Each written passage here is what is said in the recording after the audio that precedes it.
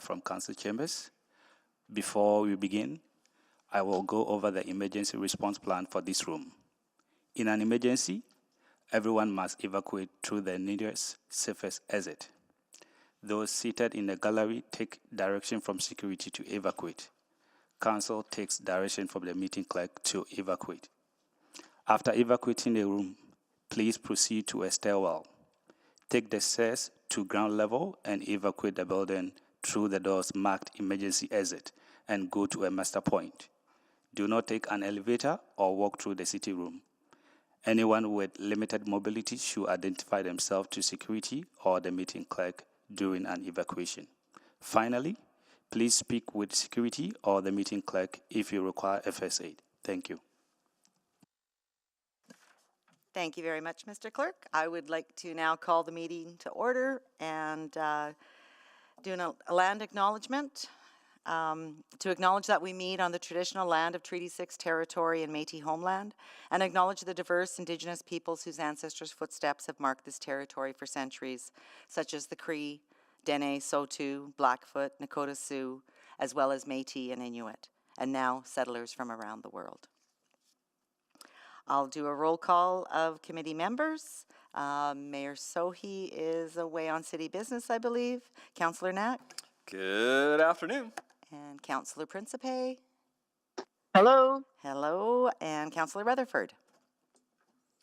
Good afternoon. Good afternoon. And Mr. Burrows. Good afternoon. Good afternoon. And Mr. Matamambe is not available right now. Can I have somebody, adoption of agenda? Councillor Knack? Yes, happy to move the adoption of the agenda with the following changes. With the replacement attachment for item 7.1, attachment 1, and that the orders of the day be changed as follows: adjournment at 2:30. Any questions? Please vote.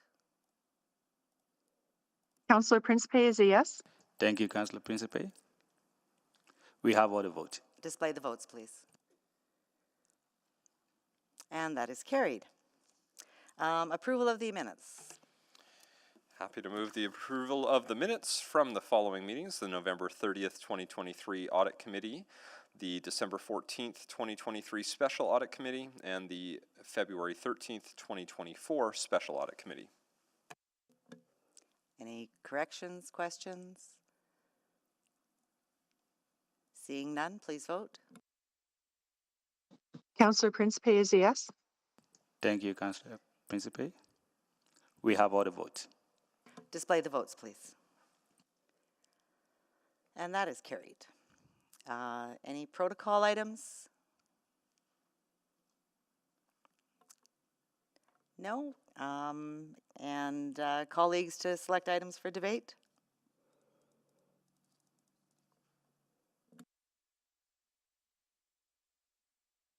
Councillor Knack? Thank you. I'll select item 7.1. Thank you. Any others? Seeing none. If we can vote on reports not selected for debate, So moved. please vote. Councillor Principe is a yes. Thank you, Councillor Principe. I think we're just getting the vote loaded. We are loading the vote.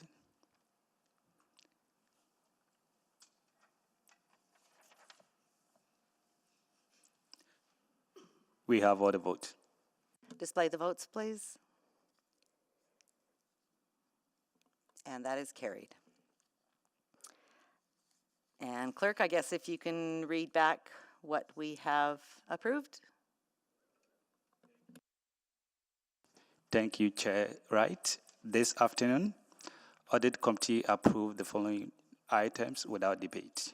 Item 5.1, Administration Update on Implementation of City Auditor Recommendations related to Fort Edmonton Management Company with revised due date first quarter 2025. Item 7.2, Office of the City Auditor recommended follow-up dashboard report as at February 29, 2024. And item 7.3, administrative update on the auditor's dashboard report. Thank you. Thank you very much, Mr. Clerk.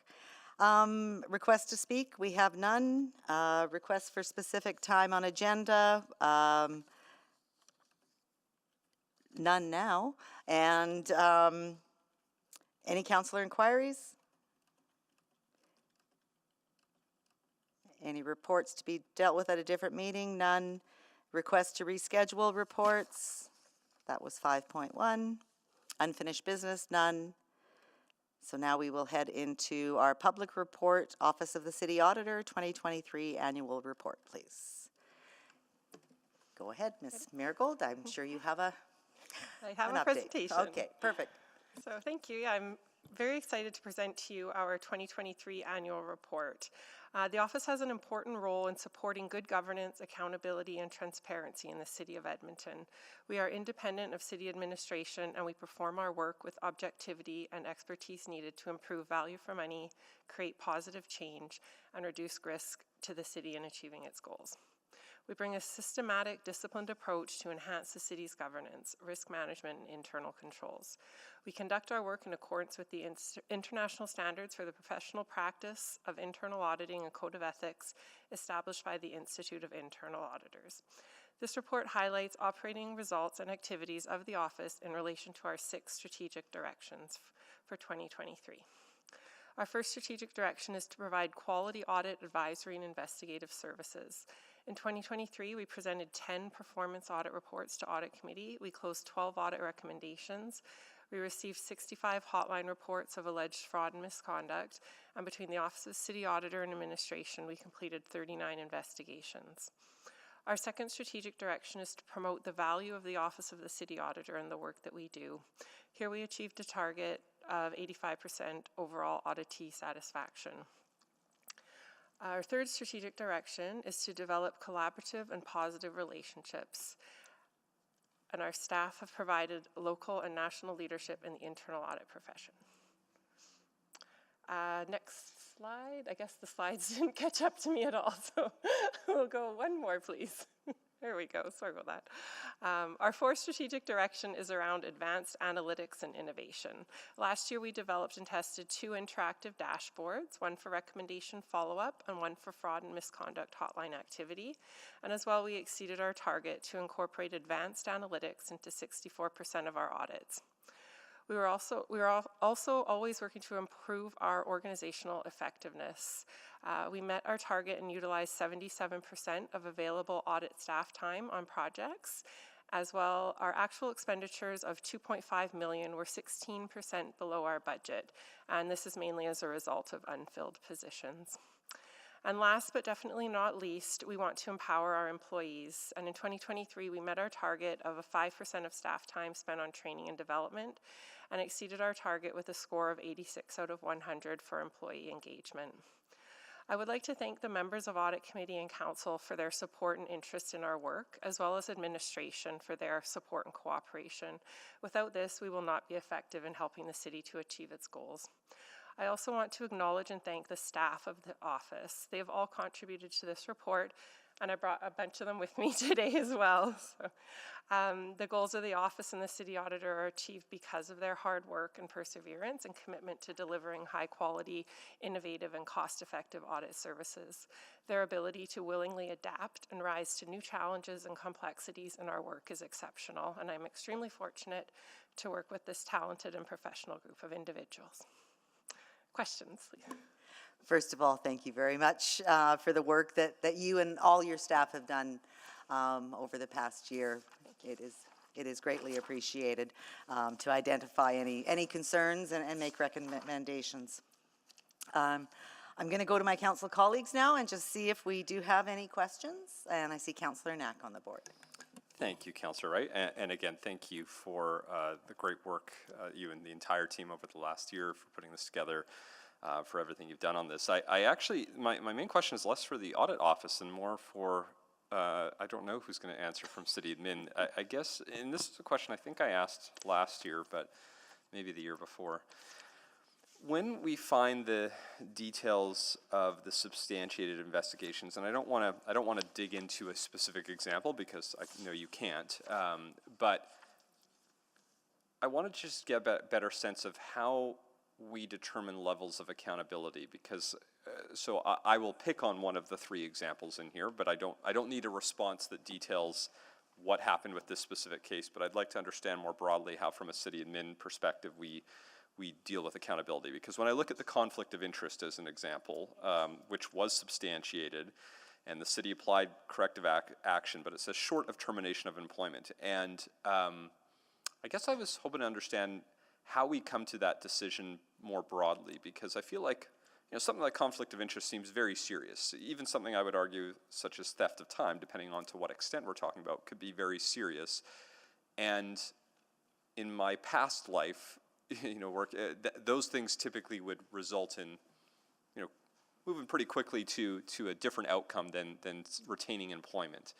So I'm wondering how we manage that, how we balance that. Is it part of how, I imagine there's labor agreements, and so I've come from a different world before this, and how that's determined, if anyone feels like they can answer that.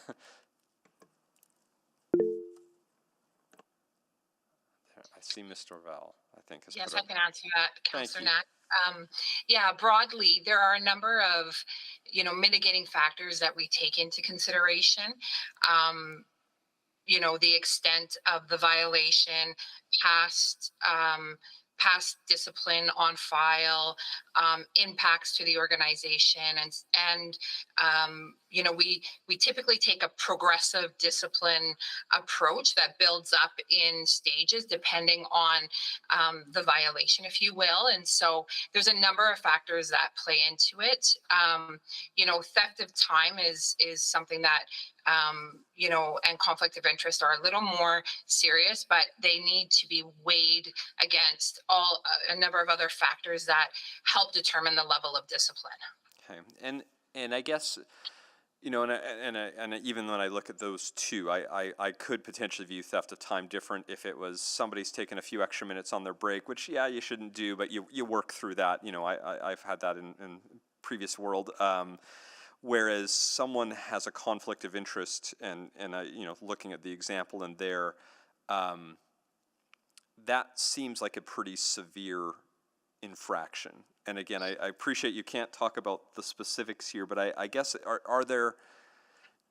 do we have the ability, if there is a severe enough infraction, to move immediately to termination? I mean, I hope that's never the case, but do you have through the agreements between various unions and all that, to take that step on certain actions, including something like conflict of interest? But, appreciating maybe this one you felt for a variety of reasons you just didn't need to go that far, but do you have that right to?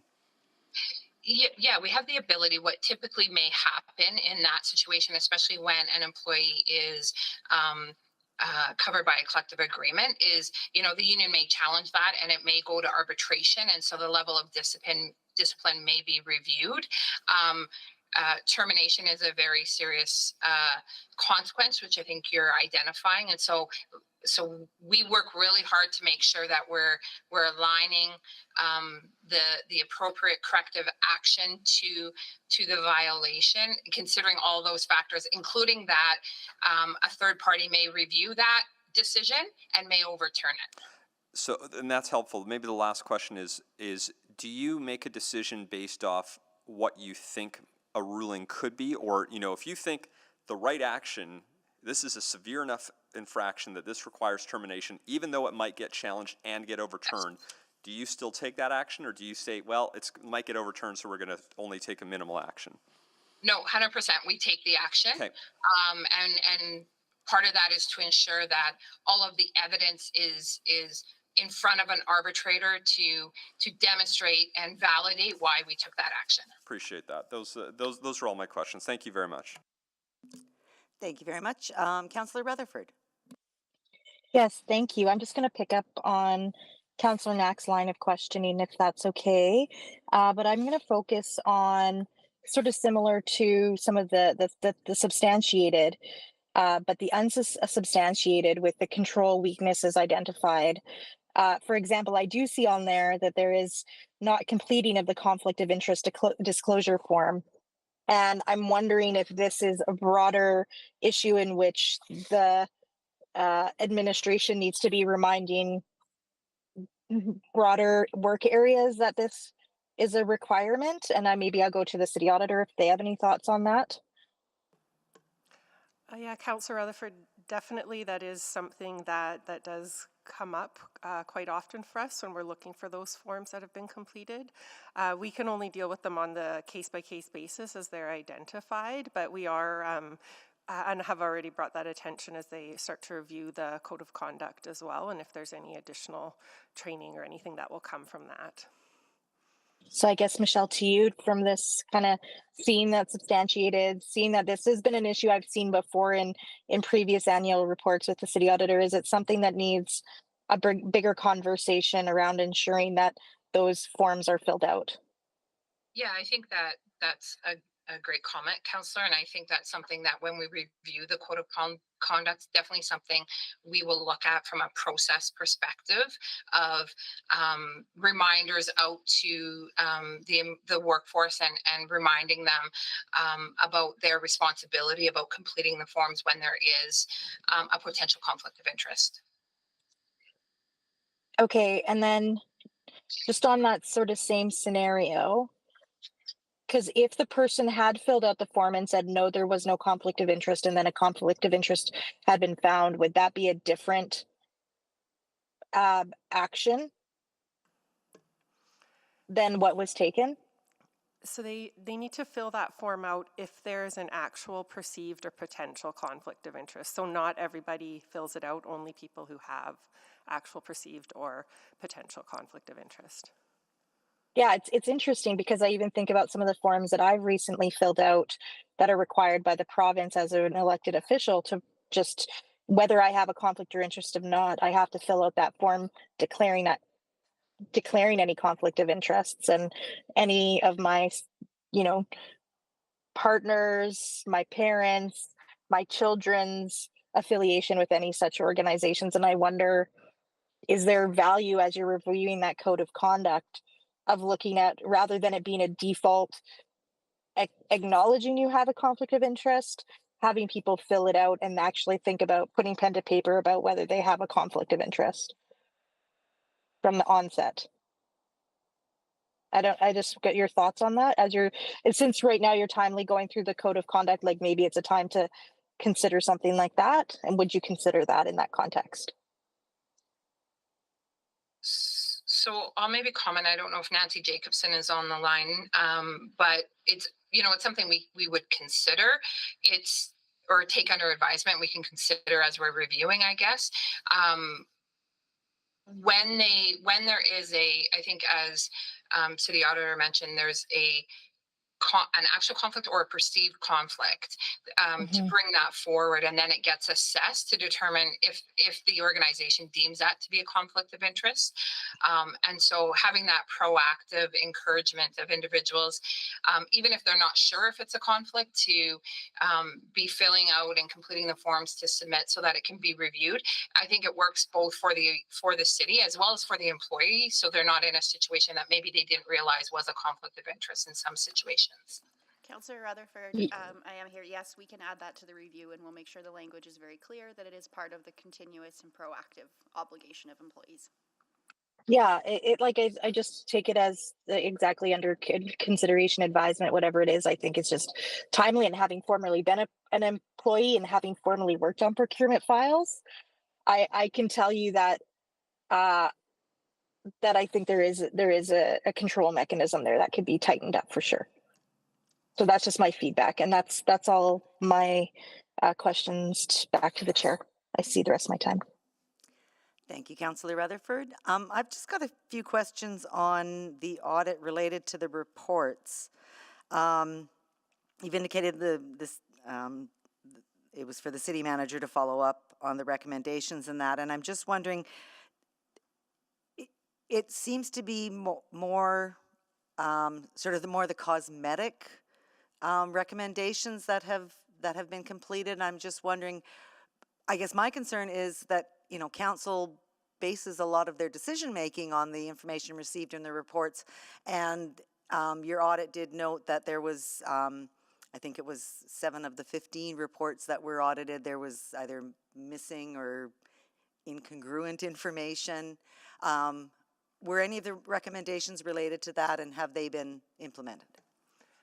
Yeah, Councillor Wright, actually there was a second, so they implemented the first recommendation in 2023, which was to update the guidance around writing those council reports. And we have the one recommendation we closed for this current follow-up report was the second recommendation. So we did actually have our subject matter expert review another sample of reports, as well as ourselves, to validate the sample of information in the reports. And all of that was a solid improvement in where they were at from where when we first did the audit. So we felt that we could close that recommendation as well. Okay, perfect. Okay, because that, and then I was wondering if the audit team had time to follow up on things just after they were completed. That's wonderful. And then I also see that the number of recommendations closed did drop really substantially from 89 to 47. Is that 47% still within sort of acceptable ranges for audit? So administration closes recommendations. So we have that target, but it's not one that we can really enforce, I guess, right? It is administration, and I guess it just depends on the types of recommendations and what's happening in the business areas. So I know there was, competing priorities for resources, changes in resources. Some of the recommendations were requiring some changes in industry requirements, so that we couldn't close them until those had happened. So some years better than others. I would obviously like to see it higher. We don't get the result of the audit until those recommendations have been implemented, so the positive change is waiting for those to happen, but I understand that there are other things that can happen that can change how long it takes to implement them as well. I'm just wondering if that's kind of a red flag or something that we should be alerted to, that they're not being closed maybe as quickly as they should be. That's what I'm saying. Is there an audit standard? There isn't a standard. They're also dependent on the type of audit that we do, and it is a sort of a point in time when we're given the date as to when those recommendations will be implemented by. But it's definitely something that we'll continue to watch. We do have quite a few recommendations that will be coming due as well in the next couple of months too, and so we are seeing some of those that will be closing, but we are also seeing some of those that won't be able to be closed. And we do get updates from administration and see what's happening, and everything that I've heard about the reasons has always been reasonable, and there isn't any red flags for me that these recommendations aren't going to be implemented. It's just the time is going to take longer. Okay, that gives me a little, makes me feel a little easier, I guess. And when we move those due dates, does that impact this score? But it's still, you're still taking it from the original due date, right? Yes, that's correct. Okay, awesome, perfect. That's all I have. Mr. Burrows, did you want to go ahead? Yeah, thank you, Madam Chair. One comment, one question for the city auditor. Janine, I guess first comment, the sheer volume of work, the number of audits that were undertaken, the number of recommendations that were ultimately followed up and closed, just a tremendous output of work. So to your team, to be commended, absolutely amazing. And I think it's just so obvious that the amount of value that you've brought to the city and its people, that's amazing. So I just wanted to say thanks as well.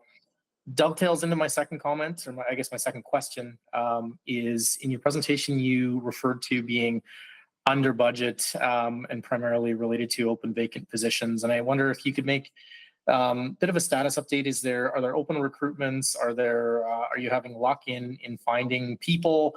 And perhaps most importantly, how's the existing team feeling about going into 2024 with obviously an ambitious audit plan in front of them again?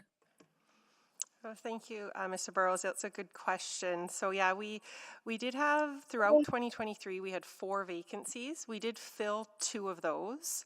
One of those is the city auditor position, and one of those positions we purposefully did not fill to sort of support the city in their Op 12 reductions as well. So we did have success in filling 2 positions, and the other 2 are sort of still being decided there. So you know, and we also have adjusted in 2024 because of that, and because of as well some maternity leaves in our office. We did include fewer audits in 2024, new audits, so we could complete the ones we're carrying over from 2023 and then complete those ones from 2024, the majority of those as well. So I think we're set up well with the plan that we have for 2024 to accomplish that, you know, barring any real unforeseen sort of circumstances as well. But the teams behind me, I think they're feeling comfortable and confident with the plan and our ability to complete it. And I definitely am confident in them as well to be able to work to complete that. And we'll carry some audits forward, but that's typical as well, just to have work that we can report in the early audit committees of next year. So. Wonderful. You feel good. We feel good. Thank you. Thank you, Mr. Burrows, and I got smiles and nods from the team behind Ms. Marigold. Councillor Knack? Thank you, Councillor Wright. Sorry, I just, because you answered one question that made me somewhat need to double check. So I heard you talk about as part of OP12, you were, you know, looking at your vacancies and all of that. So you have 2 vacancies that you're still holding right now. Did I hear that correctly? No, we're holding one. The second vacancy is the city auditor. I get it. Okay, so sorry, you're still holding one pending all of the conversations. Okay, I mean, it's probably less a question to you and more of a, I feel like I'll have to make a statement when I close. Maybe I actually just have to say it instead of trying to put it in the form of a question. So why don't I move the recommendation and then talk out loud later? Thank you, Councillor Knack. Sorry, any other questions? I don't see anybody else on the board to speak then before we go to a vote. Councillor Knack, go ahead, please. Yeah, thank you. So again, report's excellent, all of that. I mean, it should go without saying the team does an amazing work and the results show it over and over and over again, but actually we should celebrate that even though you do it all the time. So thank you for the amazing work that consistently gets recognized over and over again. The only thing I wanted to say, just because I heard you're holding that one vacancy, is I remember back in the day, I think it was the first term I was on council that we had to like fight the city auditor to get him to take additional positions because we are a growing city and we have growing budgets and we have more areas to take care of. And I know there was some additional resources brought in. I think it was this term, right at the very start when we brought in the data scientist role and that. So I appreciate you're doing your part to try to help find everything, but in a department that runs extremely lean already and that is designed to help make sure we get great value for money in all of the other departments, I know it's not, so my hope would be that you would not consider removing that vacancy and in fact filling it, because you already have such very limited resources and we spend a lot of time fighting to get more into this office to help make sure every other department is doing the best job they can and finding the best ways to be efficient. So I just, in interest of not wanting to over, impact your team, as always, as I would expect from the Office of the City Auditor, you're doing everything possible to try to keep costs down. Please don't do that at the expense of not filling that position. Fill that position, that would be my feeling, and we'll work with the rest of city administration to keep working on continuous improvement, but we need your team's help to make sure that goes forward. So I'll support this report, but just thought I'd offer that based off the questions I heard. Thank you. Thank you very much, Councillor Knack. And please vote.